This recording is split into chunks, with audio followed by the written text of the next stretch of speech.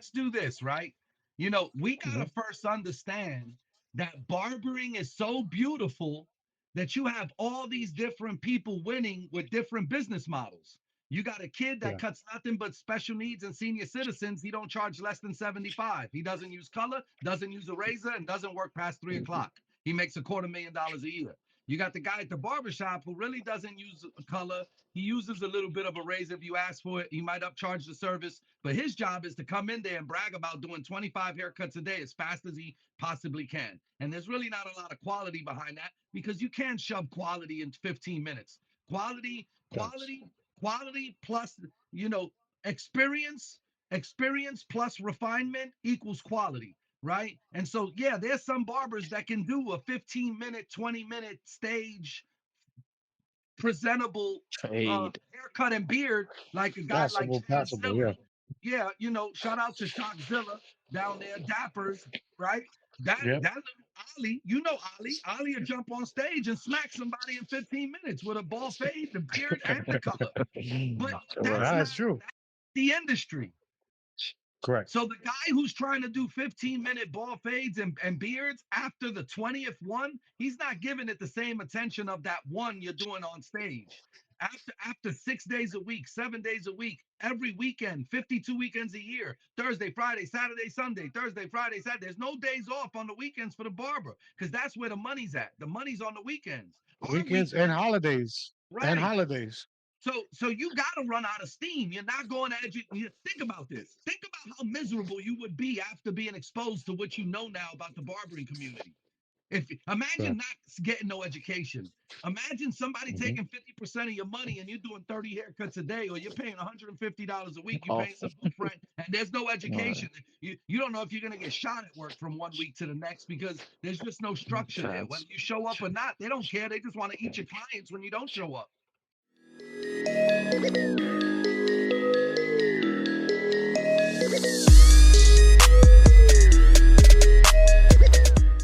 Hi, what's up, guys? It's not your ordinary barber with N.Y.O Barbershop.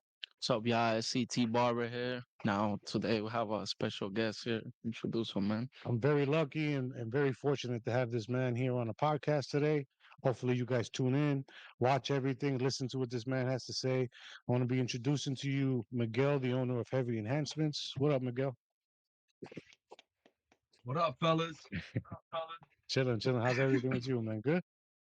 Man, I'm glad we were able to put this together, man. I want to send a shout out to you and just what you're doing because these are the type of podcasts that we need for barbers. Uh, and I think that the show's going to speak for itself if you tuned in. Now, I want to touch a little sensitive subject between barbers. You have some barbers that feel that um, they should be doing 2 to 3 haircuts in an hour, charging about $30 a haircut. Then you got some barbers that are saying that they feel like they should, haircuts should be even up to $100 a haircut. Well, let's Um, let's let's do this, right?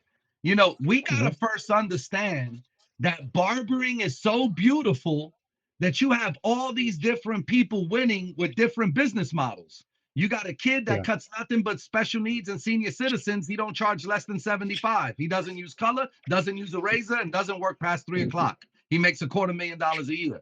You got the guy at the barbershop who really doesn't use color. He uses a little bit of a razor if you ask for it. He might upcharge the service, but his job is to come in there and brag about doing 25 haircuts a day as fast as he possibly can. And there's really not a lot of quality behind that because you can't shove quality in 15 minutes. Quality, yes. quality, quality plus, experience, experience plus refinement equals quality, right? And so, yeah, there's some barbers that can do a 15-minute, 20-minute stage presentable Trade. haircut and beard like a guy like Passable, yeah. Shockzilla.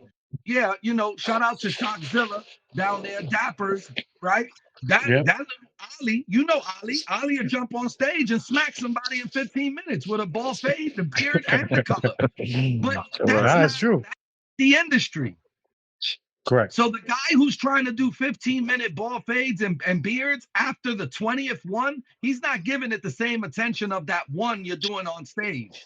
After 6 days a week, 7 days a week, every weekend, 52 weekends a year, Thursday, Friday, Saturday, Sunday, Thursday, Friday, Saturday. There's no days off on the weekends for the barber because that's where the money's at. The money's on the weekends. Our Weekends and weekends, holidays. And right? holidays. So you got to run out of steam. You're not going to educate. Think about this. Think about how miserable you would be after being exposed to what you know now about the barbering community. If imagine Correct. not getting no education. Imagine somebody Mhm. taking 50% of your money and you're doing 30 haircuts a day, or you're paying $150 a week. You're paying Off. some good friend, and there's no Right. education. You don't know if you're gonna get shot at work from one week to the next because there's just no structure there. Whether Facts. you show up or not, they don't care. They just want to eat your clients when you don't show up. Mhm. Right? So when you take barbering, there's so many different ways to make money. You got the barber who just wants to be a celebrity barber. He does one haircut a week, and that's enough money for him to sustain. So you got Then barbers that don't even want to be in a barber shop no more. They want to open up a right, little you got the suite and house work by barber, the themselves. guy who says, fuck it, I'm You gonna know? go to the garage like me. Look, I'm in the garage. I cut hair out of my house. There's my station right Oh, behind that's me. It's a weird. mess in here. But I cut out of the house and it allows me the flexibility to take, I can have 5 clients a day, but they don't have to be back to Mhm. back. I can schedule my day between them and I never need a day off. I always just get the time off I need. And if we got to travel with the brand, I can still do that. There's no wrong answer. There's so Yeah. many different Facts. ways that you can survive. I mean, we got guys going mobile where they go door to door. We got guys that go door to door with a fucking school bus that's got 5 chairs in it. And they pull up at a party or whatever. They're doing ball And fades we were right talking after the about that class at 2 in the morning. we were talking about that the other day when we were talking about how, like sometimes you have somebody with special needs. I actually had a barber here, a couple days ago. There was He, an older gentleman. yep, He can barely get out his car, he offered and the we service. opened the Yep. door, we sat him down, gave him a haircut, but then afterwards the barber's like, look, listen, you don't live too far. I have no problem going to your house if it's such a hassle for me to come over and give you a haircut, Facts. for And you to come to the barber shop. they're gonna save that client 12 Yeah. hours out of their day, getting them out of the bed, into the wheelchair, to the shop. Figure out who's gonna cut it. Facts. Because when And you not open the even door that, with a like person in his a wheelchair, everybody goes, no, not me. I'm not cutting it. nah, his So, reaction was great though. Like he was surprised that he told him that. and let Nobody's me ever ask said you, anything like that to that man. That's why, so he was surprised. He was like, wow, that's amazing. right? Yeah. And that Now would be great because imagine I only live a block away. Now imagine you got a new kid out of school. You with a guy like that, he just wants to see his face again. His wife is like, yo, he hasn't had a haircut in 6 months. Shave his face, shave his head, Yeah. take him down to the grain, right? That's the perfect Right. job for an entry-level kid out of school. Go over there, make $150, and don't leave until she bakes those 12 cookies for you. That's it. All Facts. right. All right. I So think let's talk about the business. Let's talk about the business of barbering, right? Yesterday, I mean, I didn't mean to cut you off. I'm sorry. no, go But ahead, yesterday please. I was watching a live, right, with Marvy Marv and Victor De Leon. He owns a barbershop in Texas. He has 12 barbers, a commission-based barbershop that's bringing in over $1 million a year. Of A course, because barbershop. they're selling Barbershop. product. Listen to me. Thank you. I So guarantee you, if let's you get into that.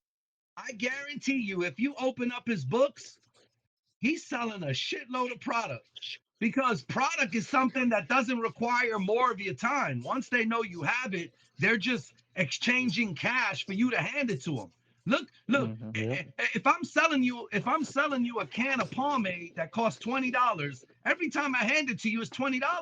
If $20 in most cases is 50% of the ticket. Imagine adding another 50% of the ticket to the ticket every time you hand them a can of product. And they believe you and trust you because you instill the confidence for them to even exist throughout society. They don't like moving through society without that haircut because they know with that haircut, they possess a higher level of confidence as they interact with people at work, interact with their spouse, interact with their girl, interact with a chick at the bar, interact with the congregation. So, or even interact with their friends and family members. They want to be fresh for Yeah. everything. Yeah. 100% right. Now, haircuts were, I think he said it were like $35 or $30 a haircut. Um, So it wasn't outrageous prices or anything like that. So, obviously it had to be, who knows how many haircuts these guys are doing a day, but But you got to he also actually showed understand receipts, he showed his books. he's developed a team. I bet you if I line up his barbers, he doesn't have an all black barbershop. He doesn't have an all Puerto Rican barbershop where even the ego and the personal, I wouldn't put 12 of me in a barbershop. We'd be out of business. It wouldn't work. We'd kill each other in there. But if you put a white guy, a black guy, a white girl, a Puerto Rican girl, a Mexican girl, a gay guy, whoever, you put a mix of all these people, they start sharpening each other in more ways than one. One, I get to watch the black guy do waivers. I get to watch the white girl do the shear work. I get to watch the gay guy just be in a good mood and interact with people, fuck up haircuts, and get No, tipped that's facts. beautifully. Like, god damn. And then what happens? Then you got the little white girl doing waves. Then you got the dude that was only doing And waves that didn't know how to do everybody's scissors, learning sharpening how to do everybody. scissors. Yeah, And then we're selling Everybody product. learning from each other. Everybody's learning. And everybody's holding each other accountable as a team. yeah. You know what I'm saying? Even when you go on vacation, you know that I'm gonna take care of some of your clients, but whether they come back or not, who gives a fuck? That's your fault. If you let me cut one of your clients and you go on vacation and you've been a little lazy on his haircut, and I bless him, and now he wants to service himself with me because he sees I put a little bit more focus behind my cut. Instead of getting mad about it, do something about it. Level the fuck up. Stop going on Yeah. vacation. Stop letting these barbers get, you know what I'm saying? Those clients don't belong to me until they sit in the chair. For that 30 minutes, 45 minutes, whatever the service time is, that's when he belongs to me, and that's when I'm gonna give him my all. But if he got out of my chair and the following week he was in your chair, I'm not gonna be heartburned about that. I'm gonna look inside myself and figure out why did that happen? How can I fix that? How can I bring a certain level of humility to the game when all you do is instill confidence? So now your own personal ego is so fucking crazy. We can't even tell you to sweep the floor without you having a fucking meltdown. Yeah, it's true. No, it's very true, man. Like sometimes people's egos just, it gets in the way of so many things, man. To build a You know? $1 million business, you got to give those people the vision on how they're going to build their $1 million business. The only way I can respect your business is if I know you're doing good business and you teaching me the way to do good business in the future. If I don't feel confident that you as my superior is someone that I can learn from and I can grow from, or maybe you don't even care. And in most cases, they don't even care. It wasn't until Booksy told them they were making 100,000 that they actually figured that shit the fuck out. Like, wow, honey, look, I actually am worth 100,000. I told you I was a six-figure nigga. I told you I was a six-figure nigga. The Yeah. fuck? You got an app telling you make 100 bands because everything else before that was cash in, cash out, daily basis. You never had time to count it. You just living in and out of your pocket every day. Now let's go back to that. Now you said these apps, right? Now I want to say probably 90% of the people that use apps now did not use apps until the pandemic, right? So how do you feel about how everything has changed after the pandemic, where they had a shutdown, and like how do you feel that the prices of haircuts, the way people are being serviced, the industry, whether you look at it or not, after the pandemic changed, man, it took a big turn. You have customers at first they were kind of complaining about the pricing because, for 15, 20 years, haircuts were $15. And then Well, you because they see, add here's another what $10 happened. on top of that. Here's Hmm. what happened. But before the pandemic, there was a certain level of neglect because not everybody understood how much money was involved in barbering. The pandemic happened, and everybody who was cutting hair made a fortune and put on weight. Yeah. We got people standing in line for food and water and support from the government. And here these barbers smacking $100 tickets 7, 8, 10 times a day. So Yeah. so so so now it also put a spotlight on essential personnel and why we were considered essential personnel. You know, Why we why weren't we weren't? Because if we weren't that we because weren't because we nobody's had to shut reporting it. down. Nobody's Yeah, reporting. Right. No, yeah, exactly. Nobody was what exactly. Nobody was reporting, so it didn't seem like that. So let's say out of 100 barbers, you might have had 2 people that actually did taxes and stuff like that. So the government's probably like, well, barbers really don't freaking exist. Yeah. So only the liquor You stores don't open. exist The in the government's Walmart's eyes if you're open. not doing taxes. You're not Right. doing So taxes. You're not doing things like that. You don't exist in the government's eyes. right. So now you got this industry that's exposed how much money it's making through Cash App, Zelle, Venmo, Booksy, The Cut, all these different all together. platforms available that are Yeah. then now putting you in position to say, this is how much money we make. This is what we got going on. This is where the industry really is. Where the where's the money? And now you got Hmm. all these brilliant minds that target those big industries. Look at what Uber did to the taxi business. Yeah. They put Destroy the taxi technology business. behind these businesses and pretty much buried a Took bunch of over. it. How many taxi services you knew on the come up before Booksy? Where are they now? Back in the day, they used to have to pay us X amount for their license, right? And then you were able to take that license or that permission to, for the what was it, the taxi limousine commission, right? You were able to take that license and then sell it for quadruple what it was worth because they weren't giving licenses to everybody, Right. you And know. so go So ahead. imagine you were maybe I don't know, maybe your father or whatever it was, right? Went and bought into the taxi business, okay, with the idea of, okay, when I'm ready to retire, I'm going to take this license and sell it for what it's worth, which back then was probably over $100,000. And then all of Right. a sudden, Uber comes out and smashes that. Yeah, and eradicates a multi-million billion-dollar business across the Yeah, country, around the world, taxiing. They pretty much put Uber in every. You could go to fucking. I mean, we were in Italy catching Ubers. We were in Amsterdam catching Ubers. We were in The everywhere, whole fucking. world We in has Mexico catching Uber now. Ubers. everywhere. That's crazy. Yeah, man. But Puerto think about Rico it, man. catching Like, Ubers.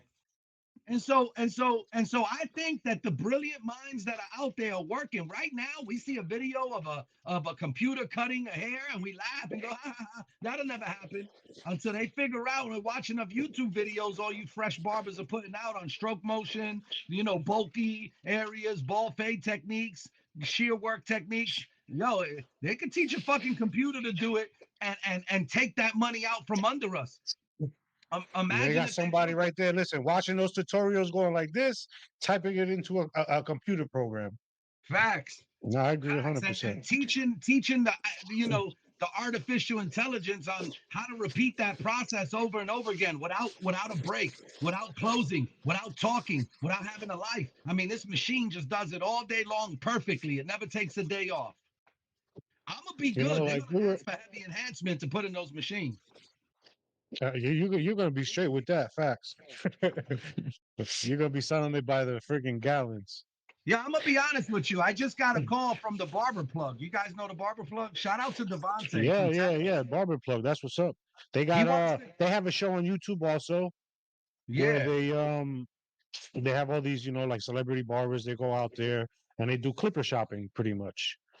yeah. So they'll go into the He wants to collaborate on a brand on the bottle. He wants to collaborate on a label that has both our brands on it. And you know, I wasn't opposed to it. Um, but but I don't know if even that's the right move. When you got brands out there that are so big that see the potential in our brand and they calling out wanting to collaborate in ways that now he goes from a distributor to now, a co-associate on the bottle, that speaks to the velocity in which we're moving. We got a lot Yep, of and makes you sit sharp back and think of barbers what out you there got. using color. Makes you sit back and actually think about what you got.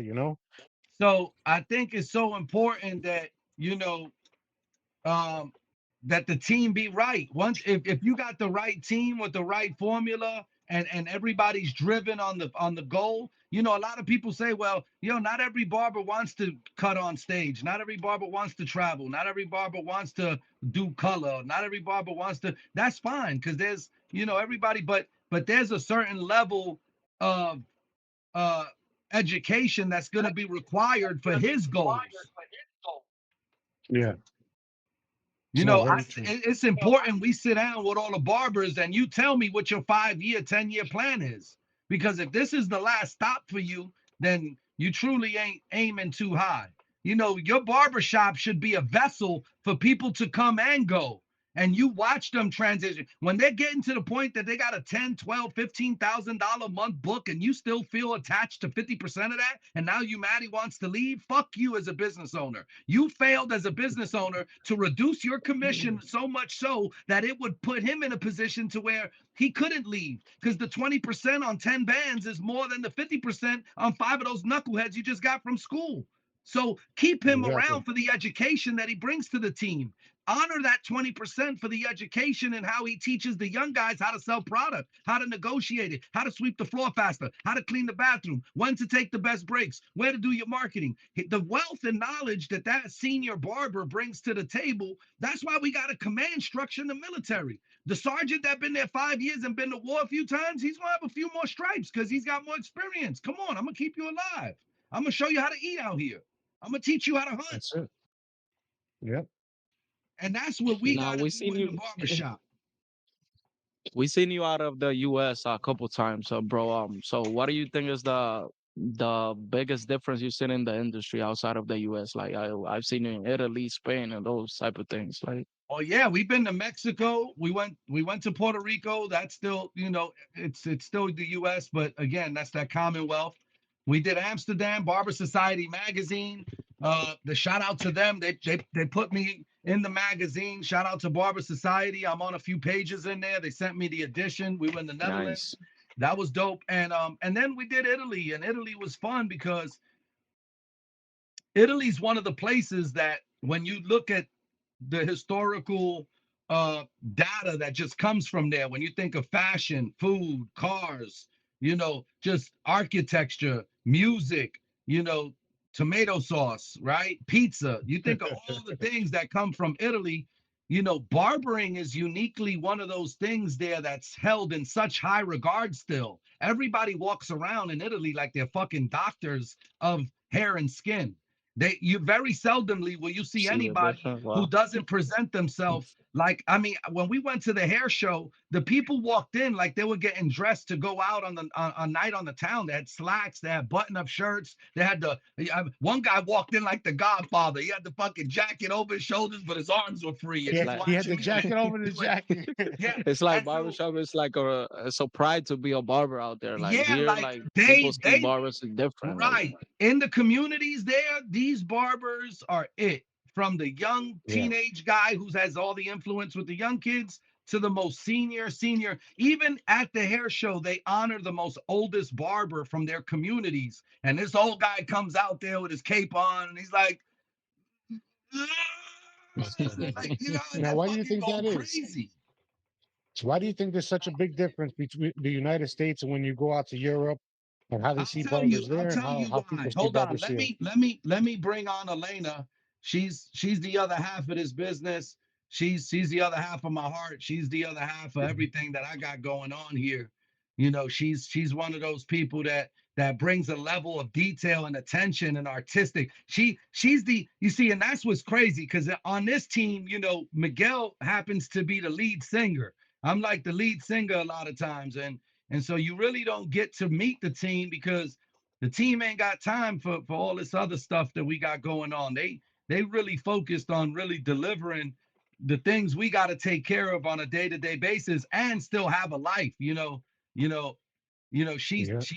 it's a different ball game, but I'll let her tell it and I'll introduce her here so she can kind of, I think it's important that she explain it because when I go to Italy, there's things that I see, just immediately right out the gate that there are a lot more connection through the family. There's a lot more love. There's a lot more, you know, they don't have drugs destroying the community and all these kids growing up without knowing who their fathers and grandfathers are. They really have a strong connection to the food and ingredients in that food, and then Uh-huh. connected through the family that then says, you know, we want to raise you to be productive. We want to raise you to be, and now there's this level of just history and rich culture and just tradition that, you know, think about that. You know, we got Puerto Ricans, we got African Americans, we got some of the cultures here in the US that come from, you know, certain levels of destruction and broken homes that,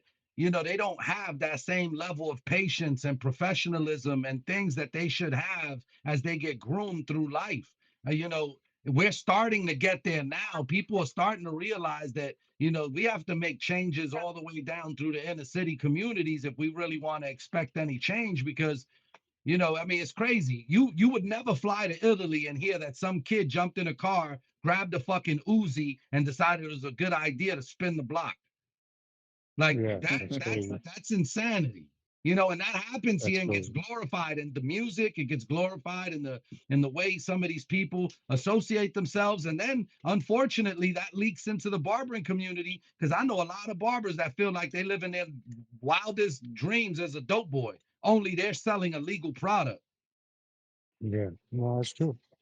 Because of things like that, for a long time, barbers, or the barbering industry was looked I, down upon. You know what I I'm mean? gonna introduce the COO. This is the chief operating officer, hailing from Milan, Italy. She speaks Spanish, she speaks English, she speaks Italian, she reads it, writes it. Every flyer you see, everything that you see that includes any type of artwork, even down to the design of the logo and how we quarterback that. Even that's another story. I mean, this she's right there, right in her position. She's right here. Let me get out of the way. Let me give her the mic and have fun, man, because you know she all right. Yeah, yeah, I thought y'all was having fun with me. All right, man, I'm out of here. Hi, everybody. How are you doing? Hey, how you doing today? Hello. How, I'm how great. you I'm doing? great. Thank you. I'm actually not a good representation of the Italian style because I just came back from yoga. I'm sorry for the look. After No, all no, the yeah. talk now, look at No, it. no, that's good. But yeah, no. Going back to what Miguel was saying, definitely in Italy there is a level of not only culture because obviously it's a much older culture than the one in the US. But for that reason also we give a lot of respect to the value of things. To go back to a famous phrase, here they know the price of everything and the value of nothing. And that's what i Yeah. i feel the most about being here. I'm from Milan, Italy. I've been here for quite some time now, so I had a chance to see the difference. And to answer your question from an Italian point of view, I can say that, yeah, people like to dress up for anything. I always tell Miguel that until I came here, I used to wear heels to go buy groceries, which is absurd. But now I'm always in flip flops. If my Italian friends know it, they're gonna take the Italian citizenship from me. But yeah, It's a anyway, whole different thing.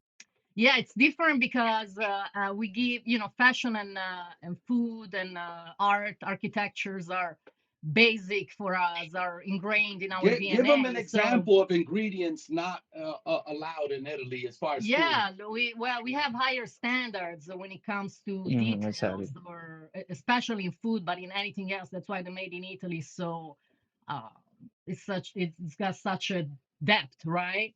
Because everything is cured into details, and that's how I like. That's the way that I try to put my uh, contribution into Heavy too, because I pay attention to a lot of details. So when you see people around, they are dressed well, they come to a hair show and treats it as a big part of fashion. So it's Right. it's that I think that it's got a different feel when you go there. You really feel like your work is more appreciated because it's not just about how you get dressed, what brands. And I mean, we care about brands too there, but here it's a little different. It's less people listen to the music of an event. look how the lights are, but maybe pay less attention to the haircut because they're paying attention to see if they can gain more All the other followers. flashy stuff they got And going that's on. what Yeah, I've I noticed. understand. Say again? So so you're saying pretty much that because of that, that's why they look at barbers and the barbering industry in Italy so different compared to here, correct? Yes, definitely. Okay. Definitely. And again, I like the shows here. They are very well, not all of them, but some are very well organized, or they put what makes an expo a show. Um, but it's definitely less personal. Like you were saying Yeah. earlier, I heard you saying that even to create a team, there is a lot of individuality. And that's what I see in the culture here. There's a lot of individuality. So even if you go to a big show, there could be a million people, but the energy, it's not necessarily as warm. So, and that's what makes Yeah. the event. And I don't know if some of you are Latin, I heard, right? Someone is Latin there, Yeah. Puerto Rican Yeah. or something. Yeah, so you know what I'm talking about, even when it comes to the heat, right, of a room, Yes. or how it's felt differently, mostly for that reason. And I also noticed too that a lot of people lose that culture when they come to this country because they try to fit in so much. You understand what I'm trying to say? So let's say, for example, I came from Mexico and Mhm. I only spoke Spanish and my kids only spoke Spanish. But once I put my kids into school and I try to learn English, that culture from back home, you lose some of that sometimes. Mhm. I've actually seen kids that go to school that forget to speak Spanish. They don't know how to speak Spanish anymore. Um, and families that become so Americanized that they lose, they lose track of all the culture and the Culture. values that they had back home. Yeah. And I think a lot of that has to do with the way everything is here in the United States. People get used to it. They get used to like Yeah, so much no, of the I culture can over here. understand. Definitely, I can understand what you're saying, and I can give you a personal example because um, our kids actually speak three languages, and the first language Wow. that I taught them it was Italian. Because even if I Okay. was here, I couldn't have, I've always thought that it would have been fake for me. It wouldn't have even come out in English to talk to my babies in a different language that wasn't mine. So their first language is Italian. Then they learn obviously English because they live here, and then then they learn Spanish, and the others learning French. So they are polyglots, and but that's just a part of it. What I've always tried to do with them to keep my culture going was to tell them, and probably drove them crazy at times, but to tell them everything about my culture, everything. Good. And I That's feel the amazing. difference, and this happens with other Italians that I met as well. And I've noticed that with the Latin friends, so Spanish speaking people, because I have a lot of friends from the Caribbean, and they made the same mistake because they feel like if they don't teach English to their kids, or they don't try to be as Americanized as they can, they're not going to be accepted because they are already expats, they are immigrants, and so there is already that level of not feeling secure to be completely accepted. And in certain cases that's very felt from people. I didn't have that problem, but I'm sure I was just lucky. Or maybe it's just because I really have a kind of personality that make friends easily. Hey, But honey, but other than that, yeah, we're no, no, running out, right? I want you to give them a shout out in Italian. Send a shout out to the people who are gonna watch this on YouTube. Like, give them a little bit Mhm. of the Italian swag, and I'm gonna tell you the difference between the Italian barbering culture and the Yeah, American we want to culture hear it. is that they use shears and straight razors. Here in the That's it. US, Yeah. you can make a living using clippers. Over there, they really don't execute with the clippers like we do. But if you could bring that level of education over there, you could be successful there too. So there's a market for everybody in every culture. So yeah, man, shout out to everybody who's tapping in. In caso ci siano degli Mm. amici italiani, vi saluto e spero di vedervi ai prossimi Expo. Okay, thank you very much, guys. It was nice talking to you. Thank Thank you you. for Thank you. Have a good night. You too. you too. Thanks. Yeah. Let me get on. Yeah, man. So shout out to you guys, man. I'm telling you, you know, when it comes to what we doing as a culture, I think there's nothing better than traveling and seeing it firsthand. That's why this industry is global. That's why this industry is worth so much money. Because regardless of the language you speak, somebody's getting a haircut. Yeah, no, 100%. That's exactly what we mean. Like she was saying that like the people over there, even like in how they dress, they have pride in what they're doing. You know, like that's why we're here. We want people to change the way they see us and the way like they think about barbers. Man. You know, The industry has to change. and I'm pretty sure that if you go to a barber shop out there, you don't see them in flip flops and pajamas. Exactly. You know, Exactly. you understand what I'm trying to say? Right. And that's something that's just culturally how they move, you know, and that's what we have to Hmm. do. You when you set the standard high, like Lamborghini, I don't care if you're a millionaire, get in line. There's a 3-year wait for a Lambo because they've created that culture. There's Yep. no Lamborghini commercials. You know why? Because the people who fucking drive them don't have time to watch television. So you'll never see a Lamborghini commercial. Come now down to the Lambo shop for 50,000 down and only 25,000 a month. You and the wife can cruise around the neighborhood. Can you No imagine? way, not happening. Can you imagine that? Yeah, not That's true. happening. Wow. You never see a Louis Vuitton commercial, or you never see they don't have to do that. You understand? Because when the Yeah. quality's so good, I mean, why do you think we have so many barbers that exist um, in the United States that are commanding some of the most powerful salaries a month, and you don't know who they are? They don't even have an IG account because trust me, we were Yes. getting money before social media.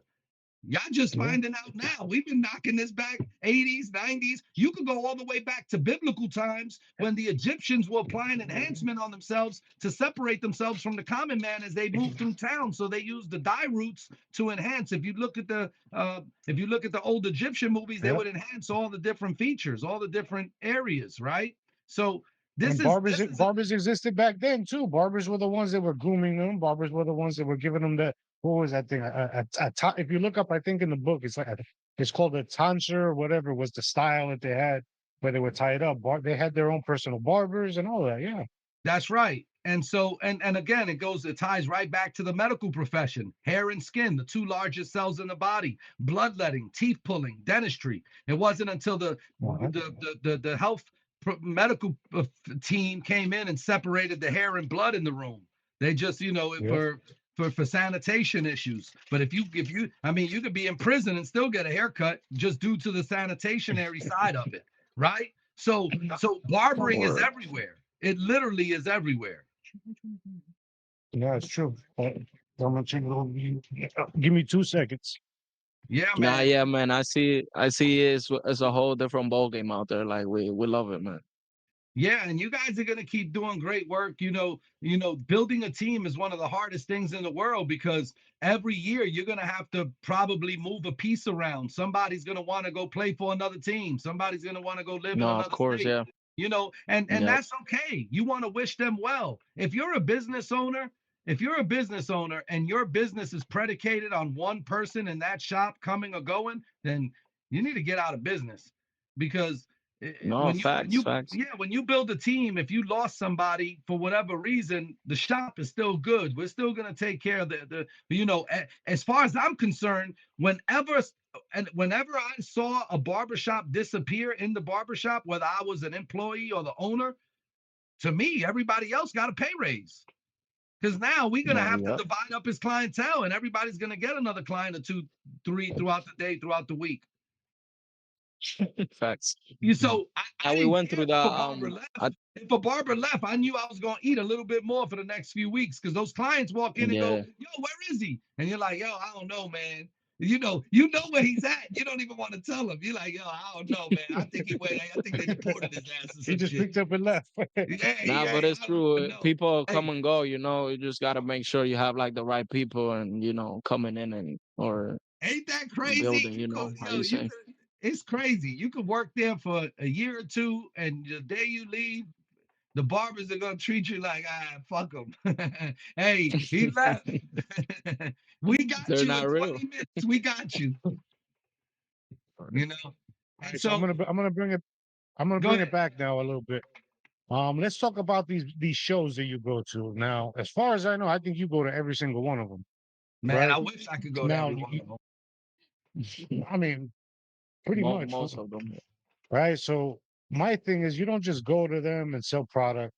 I've actually seen you pulling people out of the crowd, doing beard lineups, enhancing them, hitting them with the spray, showing them what it does, how to Demonstrations. maintain it, doing demonstrations all day long, whether it's for one day or at the CT Barber Expo when you're there for 2 days doing the same thing. Talk about how much work goes into that. Well, first of all, thank you for acknowledging that. I think a lot of times the average barber that interacts with me at the booth doesn't really pay attention to the details and the focus that has to generate and capture your attention within the first 30 seconds of you pulling up to the booth.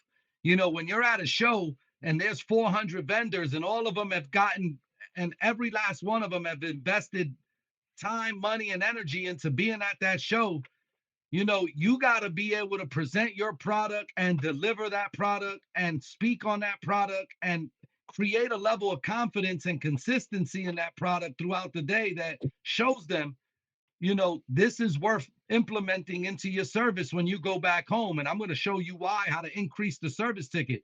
I've been able to change the minds of millions that have said to me, Miguel, I never even thought color to be a viable business option because of all the horror stories I see on social media. And you really deliver the best quality, the longest lasting, the most natural looking. I mean, we really wrap the whole process of color together. I give you the stencil, the brush, the flush, the warranty, the two guns, the two tanks, oxidation, preventive maintenance, everything and anything you need to know about delivering compression and how to maintenance your tools and be confident that you can deliver with on a consistent basis day in day out. That's what we focus on, and we got it right, man. We really do got it right. Shout out to all the barbers using our color because we're dealing with platform artists alike. We're Word. dealing with the common barber who just punches that 9 to 5 clock, and I'm dealing with, you know, guys who are on some of the biggest company names in the industry that are using my color. But I get it. You wouldn't bring Adidas to a Nike commercial, so you got to rip the label off. I get it.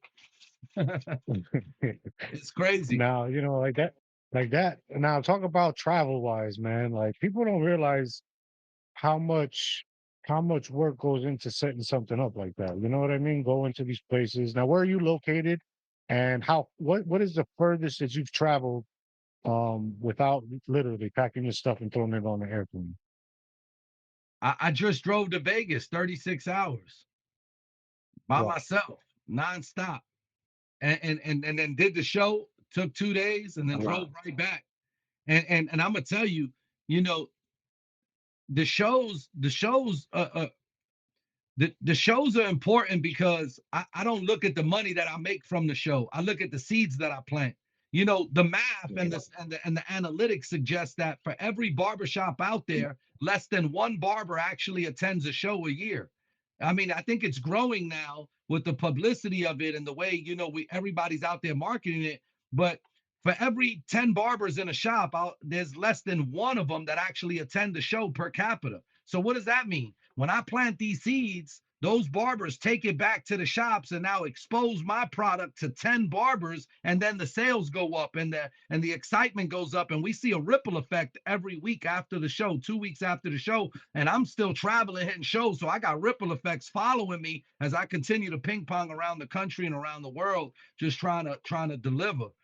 um and so, but that's what it takes. It takes consistency, right? Just like your frequency of clients. You might have 2 clients, 4 clients, 6 clients, 8 clients. And then based on their frequency, you get to a point where every day you're servicing so many different clients because by the time 2 weeks is up, you've seen another 100 clients between them. And now you Word. just hit the repeat button, right? Yes. And as long as you're consistent and everything is going the way it's supposed to be going, good. I got a lot of clients that said to me over the years, they said, Miguel, you keep traveling to these shows, and I love it because every time you come back, you introduce something new. Even when I go to the shows, I try to find a product that's going to add value to even my service as a barber. Yeah. And if I can do that and spike my ticket $5 every service thereon after in one weekend, I took a 4-year college student degree and got that same type of pay raise. $5 per Yeah. cut, 8 to 10 cuts a day. That's 15,000 a year. Yeah. You know, So let's talk about adding services onto a haircut, right? So most people, all right. So let's say with enhancements, for example, right? With your product, what do you suggest? You know, how would you suggest someone to add on the enhancement plan? Now we talked about this before. How you know maybe the first time you might do it for free, you yeah, know, got something to. like that. Hit them I with it. always I always introduce something for free to my clients because if they like it, they'll remind you the next appointment about it. You know, Yeah, when that's I true. and so you ever got that client that said, "Man, I love that product you used on my hair, man. Where'd you get it?" And maybe you bought it at the beauty supply, and you tell them, "Yo, go get the discount. Tell them you know me. You'll get a discount at 10%." Right? They want the same look and the same feeling that they Right. had before. That's how it is. And then So that goes back to being consistent. Exactly. Going back to consistency. Exactly. it's the Sometimes, like same. I've had a It's customer where I've hit him with the enhancement, and I do it on purpose. Next time he come in, I don't hit him with it. I'll wait. Okay, anything else? Oh, well, you're not going to hit me with that. Oh, yeah, of course. You know, just to see if that was something that they like doing or what it was. Mhm. You know what I and mean? that's when the conversation shifts. The first time I give it to you for free. The next time I don't even mention it. When you Exactly. remind me about it, I remind you about the price, and he's gonna pay for it every time. Yeah. Every time. Now, aside from enhancements, you got these heavy towels, correct? Yeah, we got heavy hot towels, and the towel pretty much provides the natural.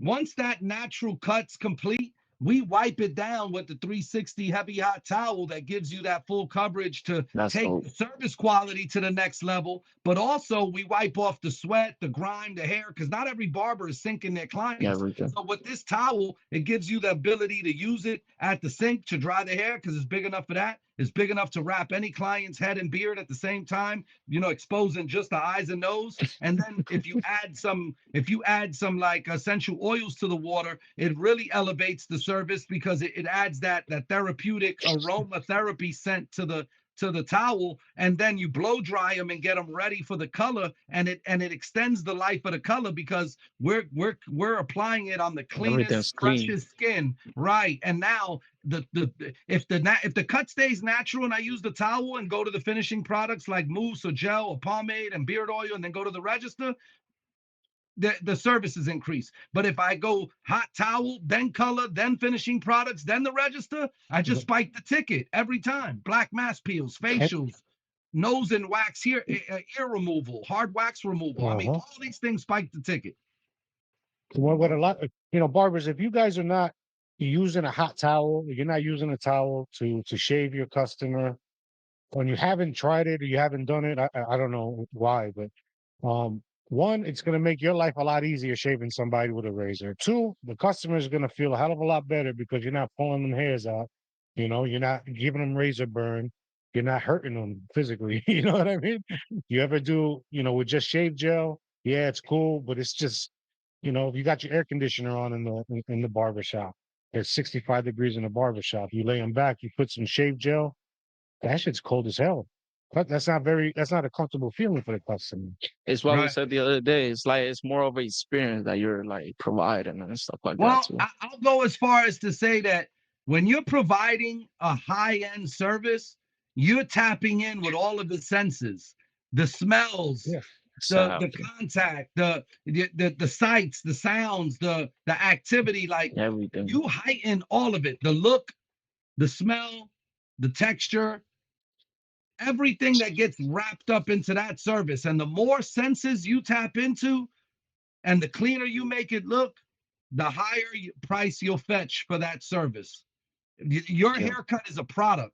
Your haircut is a product that you sell, and as you refine that product and add other services to it, you'll raise the ticket price just like a restaurant. They add different Exactly. items to the menu. You have to not only add those items to the menu and educate yourself on those items, but you have to display those items. The client only knows what he Right. knows until he knows it. If the client doesn't know you Mhm. know how to do a facial because you never put any type of advertisement up for it, he's never going to order it. And now that education went to Right. waste. Yeah. No, 100% right. No, 100%. Well, that's true. Yeah, You and know, so like, I think as a whole, when we think about the business of barbering, we gotta stick to the basics. Let's get to the basics.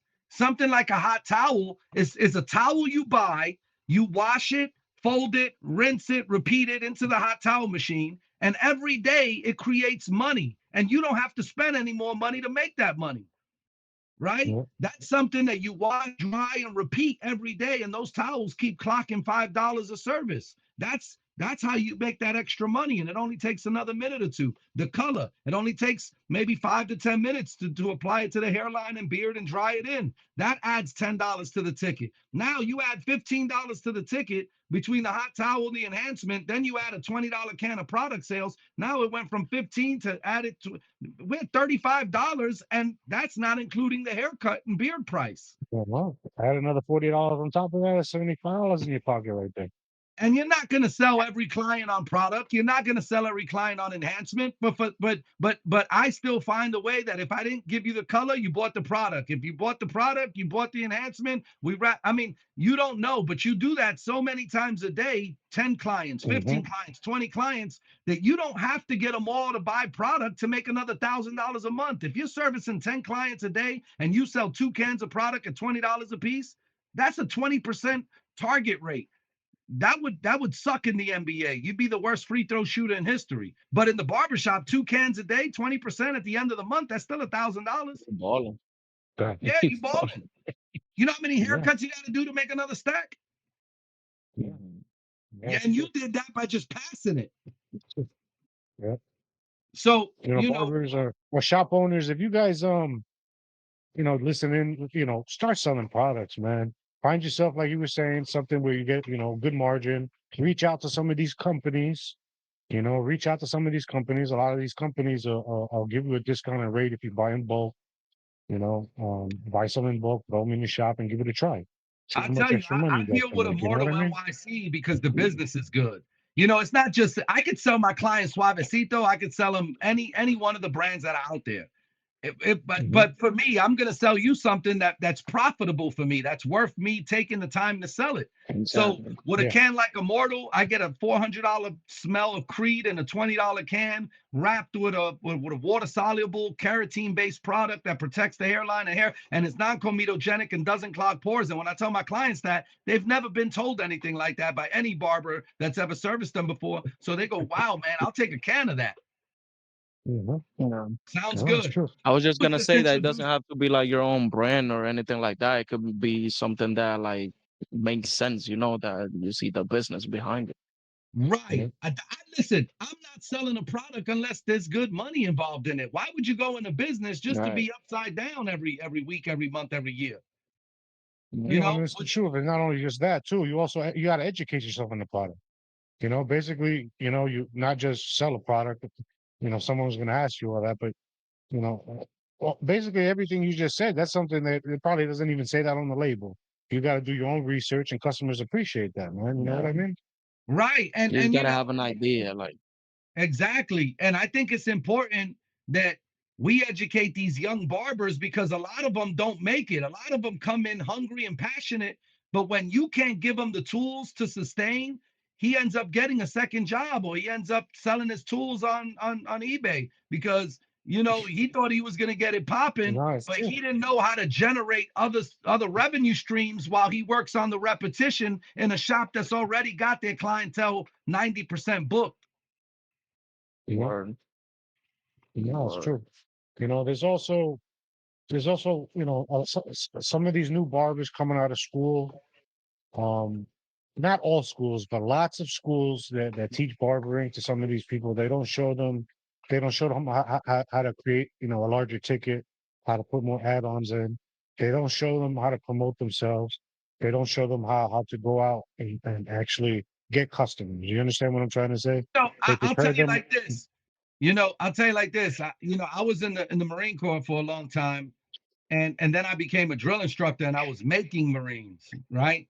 And Come and on. so in making Marines, I had to understand, even though I had been to combat already, and knew what they were going to be dealing with, I understood that I couldn't get you ready for combat in 90 days of boot camp.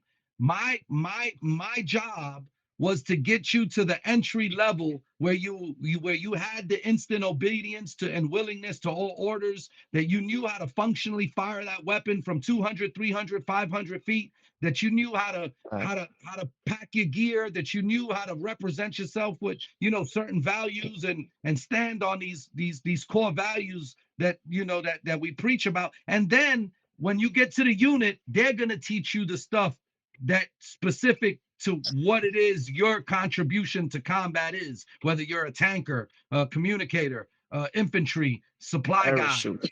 whatever, right?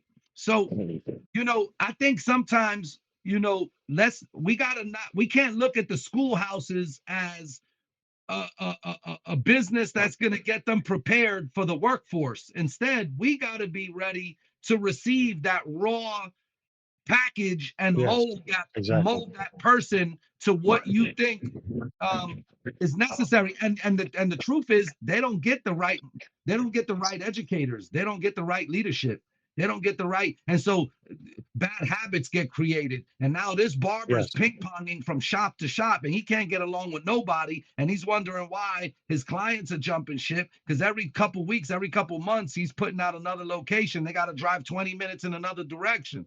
And so it's just bad habits that he's been taught. It's just bad habits, man. And for you Right. to break that, it's one of the hardest things in the world, because in his eyes, everybody else is the problem. no, it's true. But once again, one of the most important things for people to realize coming out of barber school, right, is two things. Just because you graduated barber school doesn't mean you know it all. Okay. And two is picking the right barbershop. Okay. Um, so when you're out of barber school, you got your barber license, you're ready to go out and work in a barber shop. You're not going to pick a barber shop, one, for example, that's by appointments only. So you're not going to go to a barber shop where you're not going to get along with anybody. You're not going to try to go to a barber shop where you don't like the vibe. All these things you got to take into consideration before you actually start working in the shop. You understand what I'm trying to say? Um, Absolutely. try to do some research, talk to the owner, do your interview with the owner, and not just And the the owner. guys that work there too. Talk to the guys that work there. You know what I Yeah, mean? I'm gonna be You honest know? with you. Some of the most successful barbers I've met in life didn't even give a shit about working at a barber shop. They just love cutting hair so much they were willing to throw down in the bathroom, the kitchen, the living room, the studio, the hallway. Fucking yo, sit right here. I got you, The son. grind, the grind. Right. And But so, tho- but but that those are probably repetition, those are the ones that didn't start off in school, right? Those were the right, ones that were hungry. They were the ones that got taught in the barber shop. They're not the ones that got taught in school. You right, understand what I'm trying to say? No, but right, that's not for everybody. But you know what I'm talking about. So you go to right. school, you're taught to lots of schools, not every single one of them. So if somebody's on there and they feel a type of way right now, but you go to a school, you're taught how to pass the test. That's their job, right? And it's Hey, just like you were saying let's before, once they get let's into a shop is where they really learn how to get down. You feel me? Like, absolutely. But yeah, let's think of this, right? The most mm, prestigious colleges in the world, or even the most prestigious colleges here in the US. You take Yale, Princeton, NYU. I mean, you name it, right? Even they have a failure rate. Not everybody who yeah. graduates from these Ivy League colleges land that multi whatever type of deal. We got No, it's homeless true. people that hold some of the highest degrees in the educational system this country has to offer. Yeah, And then what yeah, it's happens? true. They decide to want to go learn a trait like scalp micropigmentation. My boy Chris Herrera, the art of SMP out of DC, you need to get him on the show. You want to talk about raising the ticket? This guy's doing $4,000 a service in 3.5 hours. He punches $7 Wow. million a year in just service tickets alone himself, not to mention the two schools he owns in DC and New York. But I'm here to tell you, He's the you one know, that puts like the all the banners in the shows. Oh, scalp The okay, SMP okay. banners in the shows. micropigmentation I follow scalp him. Yeah. micropigmentation is a big deal, but that requires three, Yeah. 4 days of education. And now you can open up another vertical in your shop where, I mean, it's ridiculous that And What didn't we you have give away? You available is gave away a crazy. whole right. All right. So we're gonna go back real quick. You had a barber Expo. expo competition. You actually gave away for free to the winner of one of the competitions a SMP training. SMP training, correct? I gave away 2 checks. The, Well, the No, the traditional got a check and the freestyle got a check. $5,000 both mine. I got educational you. school seat to learn scalp micropigmentation. yeah. Now, Crazy. so basically, you're giving away. You just gave away $7 million right Free off the money. rip, right off the rip. Tell you, Because if that's the case, and I'm gonna tell you, Carlito from Florida, he won the other $5,000 check in Baltimore. Oh yeah. Yep. Yep. We got yeah, Chris Herrera to do the check in Baltimore. And I'm gonna tell you, Carlitos probably made about 20, 30 grand in the last year. Every show we go to, he got a client to SME. SMP. and Yeah. he's another one that I seen that he's been killing it. He's everywhere, Yo, I'm gonna tell you a story. He messaged me on Facebook 3 years ago, and he said, "Yo, I'm down here in Florida. I'm in Tampa. I'm a barber from the Caribbean, from the Virgin Islands." I looked at his work and I said, "Yo, you should be competing, bro." He had never competed before, and he said, "Yo, well, I Wow. just ordered your enhancement, and I'm telling you, it's the best." He was one of the first people who started using my product in Florida. And so we linked up in PA because he had registered to compete for the first time using my color, and he's never looked back. I mean, he's won on every state: Connecticut, Florida, PA, out west. He's winning He's everywhere. everywhere. Duplicate. He did duplicate. He won duplicate on. Yeah, he's That's the everywhere. hardest competition as far as I'm concerned. Was a Yeah. duplicate joint in Connecticut. Duplicate freestyle. He's always in there. Yeah. Yo, I got a lot of killers, man. I got this kid Torpedo out of Atlanta. He's nasty with it too. Oh yeah. He's That's what's up. he's crazy. You know, Bo the Barber out of Las Vegas. He got a show coming up, Wrist Flicking Obsession, October 8th. They're using my color. These are guys that are winning countless trophies. Malu from Florida, he uses Hevie. Yeah, The movie that dude's Barbershop, everywhere Mr. too. Lofe, Level 3, Platano Gucci, Mr. Freestyle. These are all cats that are using Hevie, bro. A lot of times I don't get tags and mentions because there's business behind it. Michael Jordan ain't gonna wear a pair of K Swiss and then do a shout out in a commercial for him. He can't. You know what I'm saying? Yeah, of course. I get it. So, I get I it. mean, we crippling the industry as far as colors concerned, and I don't have a big marketing budget. I don't sit here and blast money in every direction, try to get it out. I let the testimonies of the barber speak. I let the testimonies of them billboards that you putting out in the street every weekend speak, and the money that's coming back, let that speak. Let the money speak. Wow. Everybody's got a color. When I look across the board, I mean, there's so many different enhancement brands, and it's so refreshing when I get that message that says, "Yo, I've been using this, and that, and your shit is just powerful." Man, crazy. But So all that goes into the hard work you put in too. Like I was saying, you be at every single show that I've seen so far, and not just the big ones. You know what I mean? You go to the smaller shows. You're everywhere, bro. You know what I mean? So it's not like you don't put in the work. You know, you you gotta, get it. you So gotta. it's Yeah, like I'm gonna tell you. Look at the most successful brands, right? When you think about your most successful brands that you respect, that are respected in the hood. It all starts in the hood. If them Jordans wouldn't be as valuable if niggas wouldn't kill each other for them. oh yeah, you're right, 100% right. It's the same thing, bro. Us as barbers were so valuable to the community. When the guy decides to propose to his wife, he gets a haircut.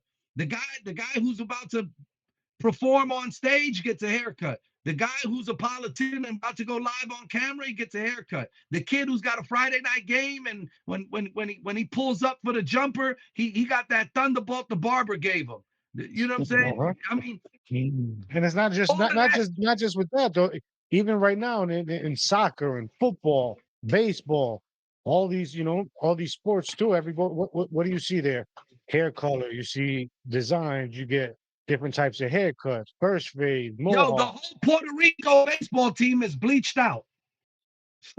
Word. Right? Remember, right? And then everybody started coming in World like, yo, Baseball bleach Classic. my Yeah. shit out. $50 Yeah. extra. Add it on the ticket. Hey, look, there's a guy that cuts the Milwaukee Brewers. He's a barber. He just got contracted to cut the entire Milwaukee Brewers team. His name Wow. is Jep Perez. He's on That's Instagram dope. too.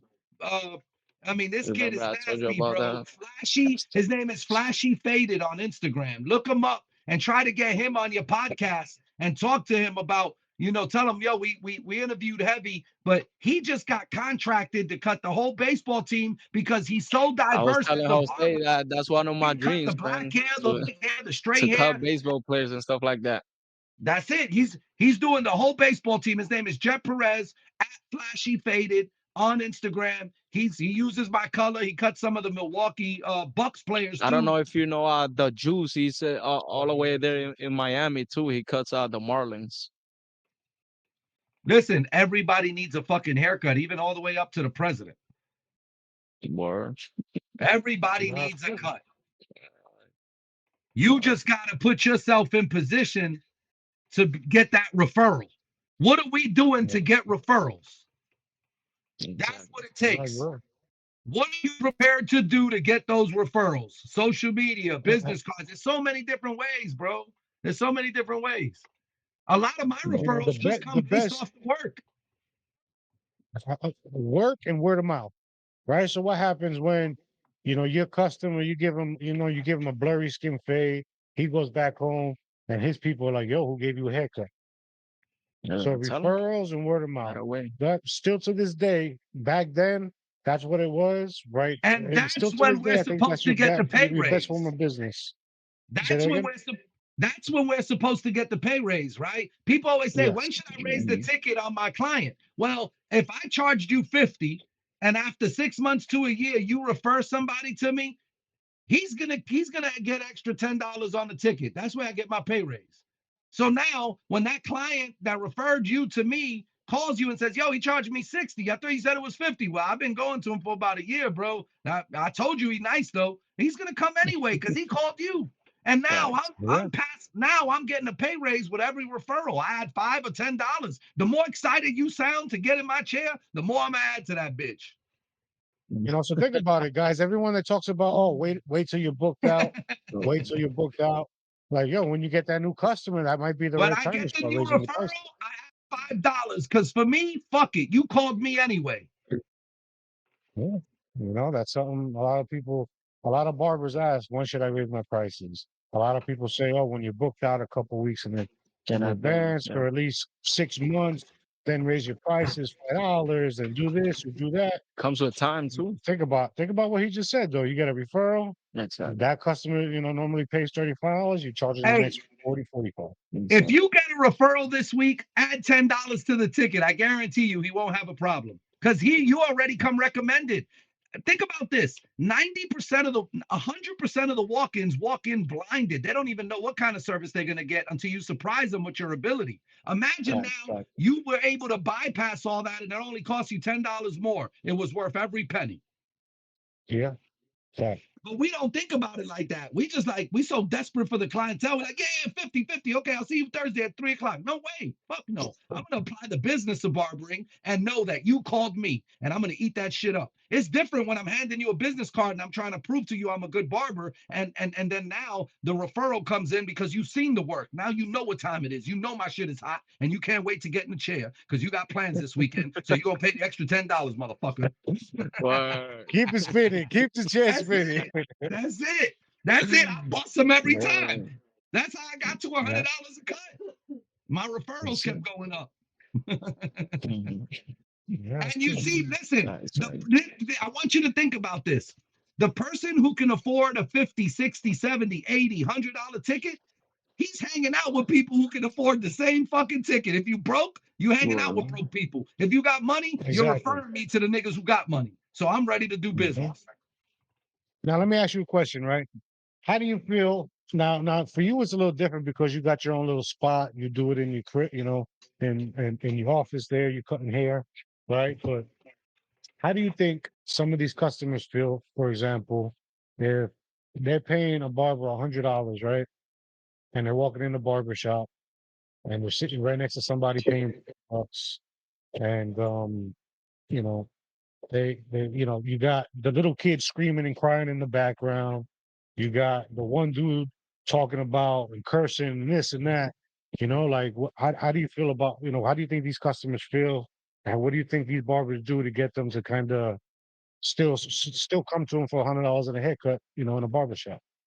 Well, it's all in the service you provide. If I'm a client and I'm paying $100 a ticket, when I look Uh-huh. to chair number one or chair number three and I'm in chair number two, I can see the difference through the mirror. I know that the service provider has got the level of experience to command that type of pay. Now, I'll be honest with you. If a barber can execute a haircut on a toilet seat or in the kitchen, he can execute a haircut anywhere, because as Mhm. much as I love the barbershop, it's the barbers that make the shop. The Yeah. shop is just the vessel that brings the people in. But unless you got barbers, ain't nobody coming in there. And the people that come in there are gonna walk You out when know, there's nobody to take care of them. So so I base it on experience. If I'm the shop owner and you tell me your haircut's $100, you better show me $100 service, $100 haircut. If you mm, can't, then I'm gonna tell you, yo, this ain't the right shop for you. Maybe you should open a suite, because I don't see $100 service and you're ruining my business. You got to know that so all money ain't good money as a business owner. my real question was, at what point, or do you feel that at any point, once you get to that point where when you're charging $100 or $75 a haircut, do you feel that that barber should take it to the next level? And what is the next level? Some people that are Well, charging 75 to $100, some of them are trying to get to 200, 250 mobile cuts. They're trying to cut celebrities and ball players at 500 a cut. You know, wow. there's, I, I mean, there's a market for everybody out there. And if you have a barber that's cutting $7,500 haircuts, he needs to be the educator in the shop. He needs to be paying the lowest amount of commission. He needs to be paying the lowest amount of booth rent, because you want his expertise to then you want to take him and navigate him in a way where he's helping those barbers around him grow and figure out how to get their service tickets up to 70, 80, 90, $100, doing all the extra things he's doing during his service. I know a barber that charges $100, but as soon as you sit down, he plugs your ears, he plugs your nose with wax. He puts a black mass peel. He starts Yeah. fading. He starts edging. He starts clipping. He rips, he pulls, he cleans. He hot towels. He enhances. He dries. Finishing products, extra product sales. Gets to the register and he's at $120 in 45 minutes to an hour. So you got somebody in your shop, right? That's doing that, charging, going above and beyond and providing such, a good service. Um, you don't feel that, all right. So maybe as a shop owner, you should tell sit down with him, give him a little bit of a break, and try to get him to instill some of those habits into the other barbers as well. But let me Which is let what me you're ask you saying. this. In your community, right? In your Uh-huh. community, you have people who make between 10 and 30,000 a year. You have people who make between 30 and 50,000 a year. You have people between 50 and 100,000 a year. You have business owners that make $500,000 to $1 million a year. You have all these different people in your community, so you should have all those different people in your shop. This guy's fresh out of school. He's going to take care of the 10,000 to 30,000 a year because they can afford him. You know what I'm saying? I don't let Yeah, I yeah, yeah, don't yeah, let yeah. my client's budget dictate my price. If I believe I'm a $60 haircut, $50 haircut, then that's what it is. And trust me, there's clientele that can afford it and that will respect it if the service matches the price. Yeah. I get it. Okay. Now, let's say you're a shop owner, right? And you got that person that charges $100 a haircut and does walk-ins. He yet tries to charge $100 on your walk-ins. How you feel about that? Well, again, depending on the service, that's what warrants the price. If I'm doing a bald head with a beard, then that's not $100. If he just wants a beard shave, that has a price. I can't just put $100 on every service because that's not ideal. You know, if it's a haircut, beard, enhancement, towel, all of the things that you're going to get a full service, that might be $100. And I'm going to explain that to you. And I'm going to educate you on what enhancement is. I'm going to show you before and after pictures. I'm going to do my best to have the, if you're, trust me, if you're at an 80, 60, 90, $100 service, then chances are you have one of the best consultations in the world and you've refined it over 10, 15, 20 years. If I sit you down and say, yeah, it's just $100 a haircut, take it or leave it, get the fuck out, that's one thing. But if I say, look, I provide color options, I do a hot towel treatment, I do nose and hair removal, I get into I do waxing, I do threading, I do this, I do that, now the client goes, No, okay, adding the services, yeah. No, I get that. But let's say, you got that one barber that charges $100 by appointment or $100, and your shop prices are 50 or whatever the case is, and he's trying to do that to your walk-ins. Then then how would you handle that? well, then I would have to explain to him that, you're trying to gain this person's business and prove to him that you have $100 haircut. Yeah. If he doesn't want to sit in the chair for $100, regardless on how nice you are with those tools, then we have the right person for you over here at this price point.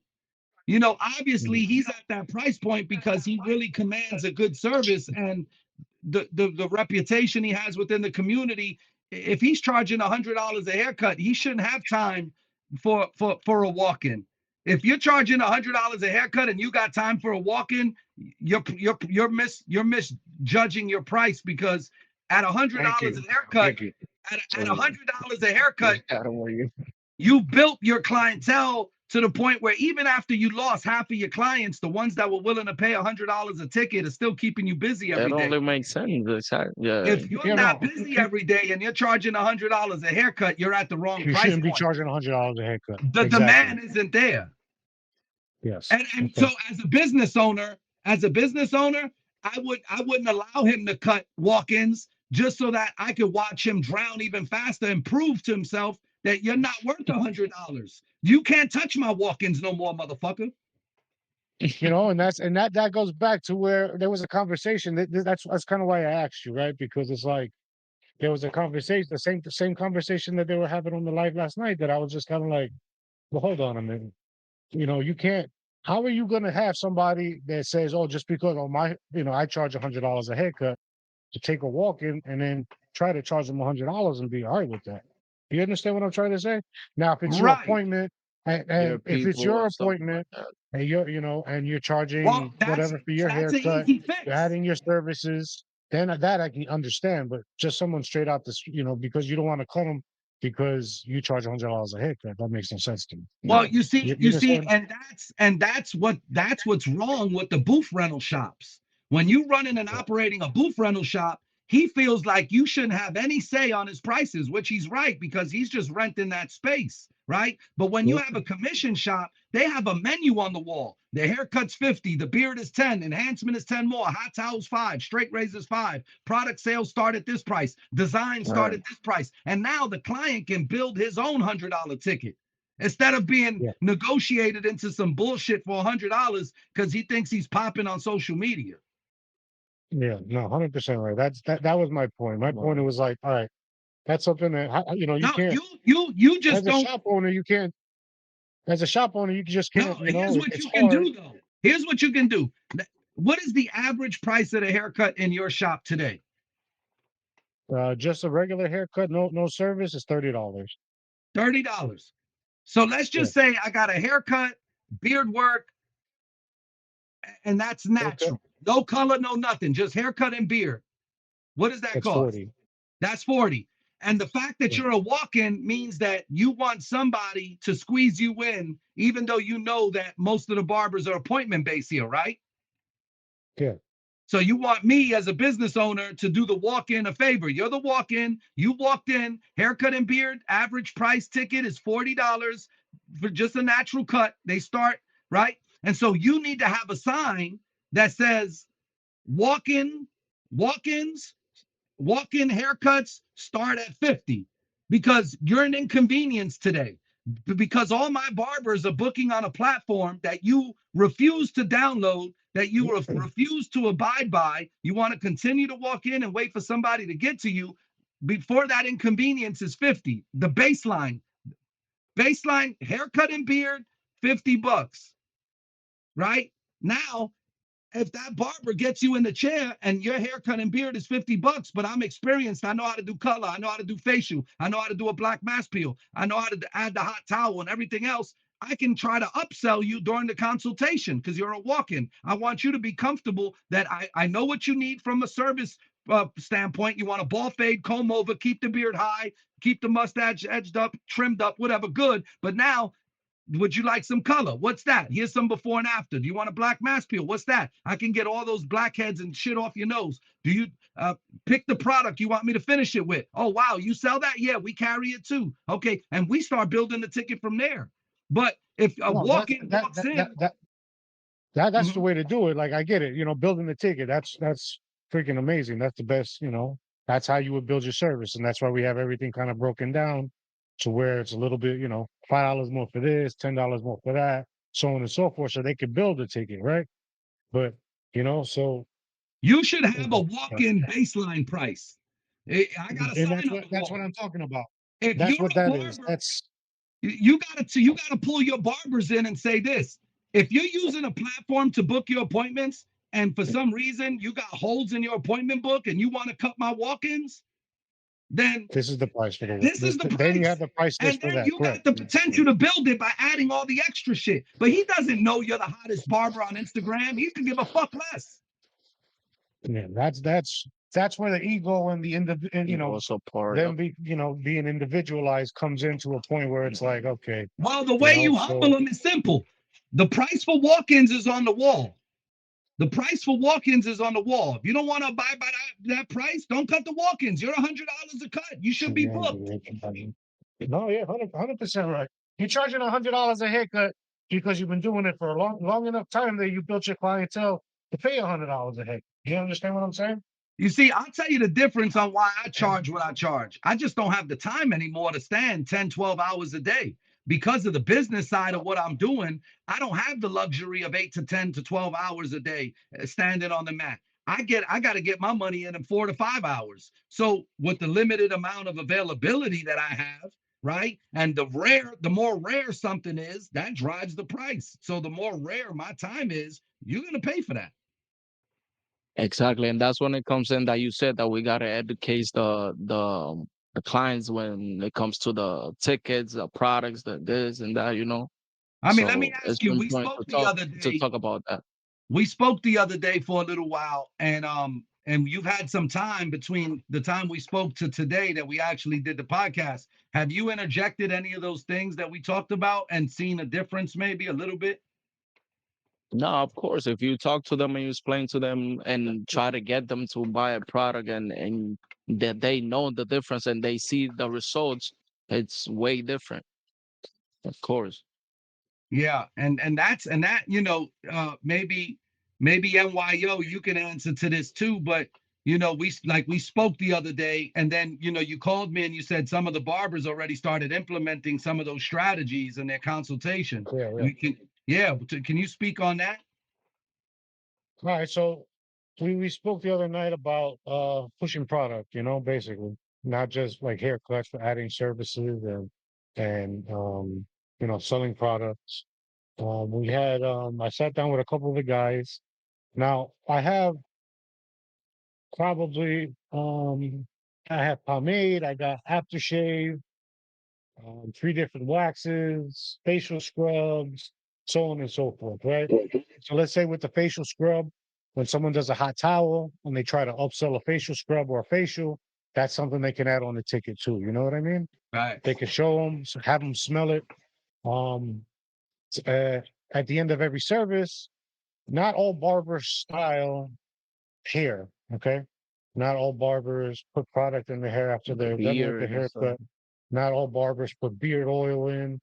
Um, so basically, we spoke the other night. We were kind of like, look, grab a couple products that you would put in somebody's hair, and don't even try to sell them on it. Just go and say, okay, which product would you like me to style your hair with? Open them up, let them smell it, let them touch it, let them, do whatever he Yeah, wants to do with it. everything. Yeah. Once he picks it, you put it in his hair. The next thing is probably that comes out the customer's mouth is, listen, Do You you sell sell that? that? Where can I get it? You That know, looks and amazing. Yeah. How do I lo and maintain behold, this that look? you have some there. And You And so, know, that's yeah, literally making money without raising your prices, like you said the other night. and you I don't don't look like have you're to trying to take push on something on any more everybody. clients and I'm making more money. Yeah. Exactly. You know? And you don't seem like you're trying to push it on people too, because sometimes people will just say no because it seems like you're trying to push it on them. You know what I'm Yeah, trying to no, say? I That's the gem of introduce the it. year. Right? Wasn't it so smooth to just say, pick the one you want me to finish it with? And now that's Exactly. going to open up the dialogue. Hmm. That's the gem of the year right there. And the same Hey, he thing, like loves even that with the one. Look, he alcohols, you loves know. that one.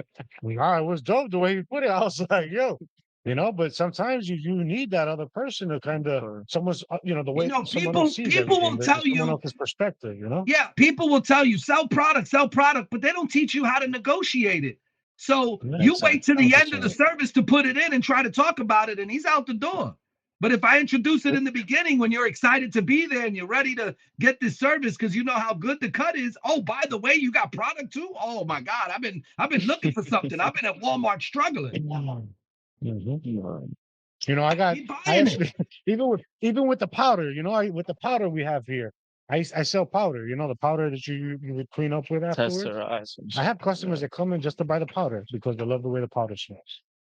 You know, And if you focus on the product sales, regardless of the haircut, you'll always make enough money that you could keep that second job in your back pocket. yeah, 100% right. You know, even with the alcohol, you hit them with like a good smelling alcohol, they're gonna be like, "Oh man, what's that?" You That's know, perfume. That's not alcohol. That's what I get every time. you know what I mean? And then they're like, "Oh, where do I get that at?" Oh, we sell Right. some here. Let me Yes. You know ask what I you, mean? Like how many barbers are in your shop? nine, And how many of them are nine using barbers and one cosmetologist. and how many of them are spraying color? Two, I think Eight. seven, because Seven. Hevie and Yeah. And Seven. seven of them, how many of them are spraying heavy out of the seven? all seven. That's crazy. That's amazing. You Here, see, here, look, because I'm gonna go around right now. Let me see.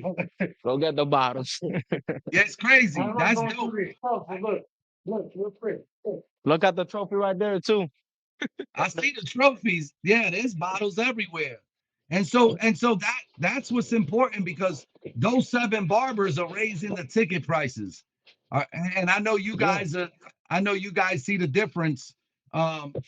So it, it's all education, man. And education is one of the hardest things to do in this industry when you have an industry that lacks education, that runs from education. When you talk about an industry Definitely. Definitely.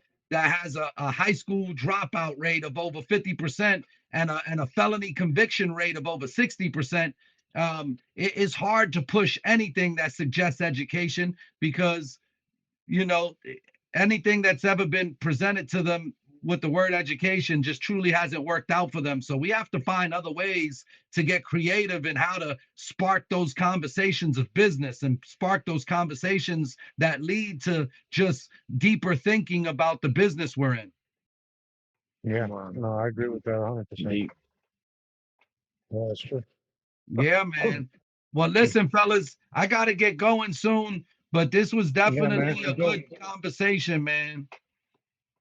Yeah, man, I liked it, man, and thank you again for coming on. This is dope. Nah, Yeah, we thank you for anytime. everything, for all the education, all the gems, man, and we gotta do it again. Yeah, Yeah, listen, people on here. listen, we need to do this. We need to do this at the shows. You guys need to go with wireless mics and go from booth to booth. I We see a lot got of you. I see a We lot of ready for that. podcasters. I see a lot of podcasters setting up at the shows now with a booth, but but Oh that's yeah, hard because you really don't get that activity. I can't it's the take noise. 20-30 minutes. Yeah. Yeah. So, but you guys need to do that at the shows with wireless mics and do your interviews and much love and success to you both. You guys just worked the full day and took the time to have me on your show, and I'm honored and I appreciate it. And it's No, things like thank you this for that the help the 2 hours brand that you've grow. been here too. No, Yeah, man, thank man. you for taking the time and doing this too, man. For real. Wait, I know you next time busy as I'm all up hell there in too. PA, I gotta come out, man. I think you guys should Pop host a pop, little pop pop. local barber battle in your shop. Yeah, those are all little little things in the ideas. making eventually. Yeah. I know? think you should host a small one and send the winner to Connecticut to one of his categories. Yeah, Right. or yeah, one into the categories, or sell them on a well, like you Or said, with you win, classes. hey, you win at this show and it gets you into Berks County. Yeah, All of that's Yeah, man. coming up.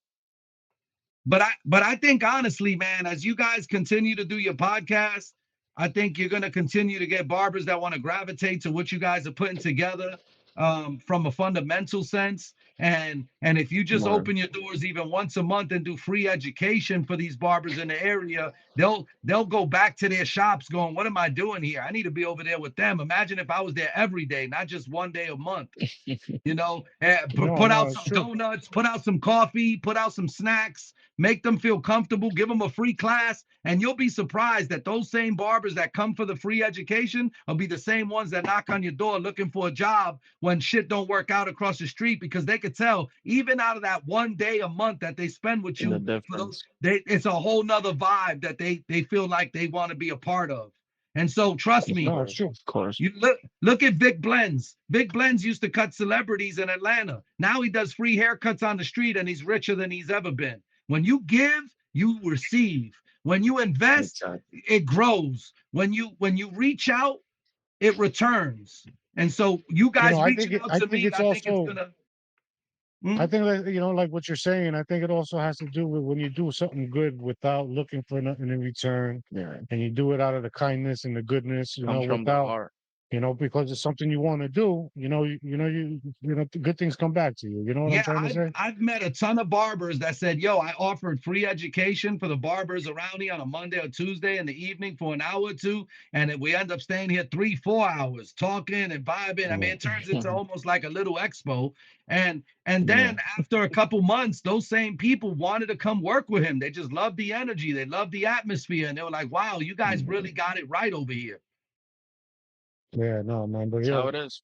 once again, thanks for taking the time and doing this, man. It Yo, means a man, lot. I Thank appreciate you you. guys. What's next for you guys? Where are you guys gonna be at next? As far as podcasting, Shows oh, or shows, Jersey Jersey yeah. Shore, Shore. We got Jersey Shore coming up at the end Philly. of October.